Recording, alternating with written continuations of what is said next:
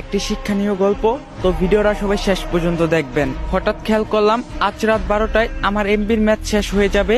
এখন এই কয়েক ঘন্টার মধ্যে আমাকে 50 জিবি এমবি শেষ করতে হবে। পুরাই দিশেহারা হয়ে গেলাম আমি। কি করব, কেমন করে খরচ করব এত অল্প সময়ে এতগুলো এমবি?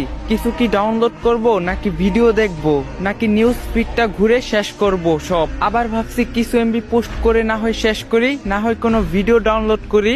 আসলে কি করব কিছুই বুঝতে পারছিলাম না। এত মূল্যবান এমবি গুলো এভাবে নষ্ট হয়ে যাবে, কোনো কাজেই আসবে না আমার।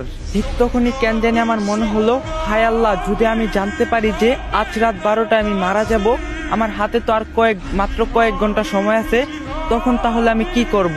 নামাজ পড়ব, নাকি কোরআন তিলাওয়াত করব, নাকি নিজের গুনাহের জন্য মাফ চেয়ে নিব, নাকি মনের ইচ্ছাগুলো পূরণ করব? আচ্ছা, আপন মানুষগুলোর সাথে শেষ সময় কাটিয়ে দিলে কেমন হয়? থাক, আগে একবার দেখে নেই দেনা পাওনা কি কি আছে। ঋণের বোঝা নিয়ে কবরে না যাওয়াই ভালো।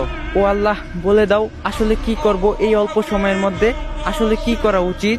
আপনারাও একটু ভেবে দেখুন তো। সত্যি যদি জানতে পারেন যে এই দুনিয়ায় আজকেই আপনার শেষ দিন, তখন আপনি কি করবেন?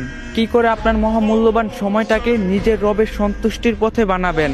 আসুন, সময় থাকতে আমরা নিজেদেরকে বদলাই। আল্লাহ আমাদের সবাইকে হেদায়েত দান করুক, আমিন। তো গাইস, যদি ভিডিওটা ভালো লাগে বেশি বেশি করে কপি লিংক করে দিবেন, কারণ আইডিটা ফিউজ আছে, আইডি আনফ্রিজ করে দেন। আর আপনারা যদি এখন থেকে ইসলামিক ভিডিও দিতে বলেন, অবশ্যই কমেন্টে বলবেন, কারণ আপনাদের কমেন্টের উপরে ভিডিও বানান। আপনারা যদি বলেন ইসলামিক ভিডিও দিতে, তাহলে ইসলামিক ভিডিওই দিন।